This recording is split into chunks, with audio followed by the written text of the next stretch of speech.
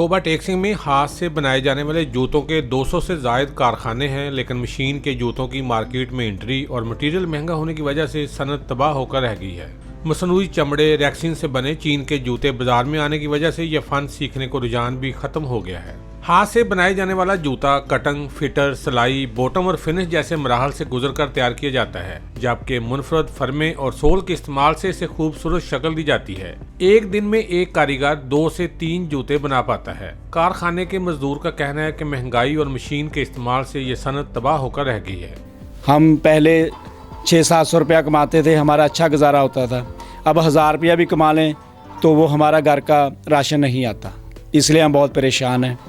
हमारा ये मुतालबा है कि हुकूमत हमें, ये हमारा मटीरियल भी बहुत महंगा हो गया है, 200 रुपये गज़, मगर ये इजाफा हो गया है। सोल्यूशन भी, मटीरियल जो भी केमिकल बहुत महंगा हो गया है। हाथ से बनाए जाने वाले जूते मार्केट में अपना मुनफरद मुकाम रखते हैं, जिन्हें ज्यादातर बच्चे और बड़े सभी पसंद करते हैं। जूते बनाने वाले मालकान का कहना है कि अगर हुकूमत हमें रिलीफ फराहम करे तो ये सनत दोबारा बहाल हो सकती है और मुल्क बेहतरीन ज़र मुबादला कमा सकता है। कैमरामैन अली हैदर के साथ सुल्तान महमूद, टोबा टेक सिंह।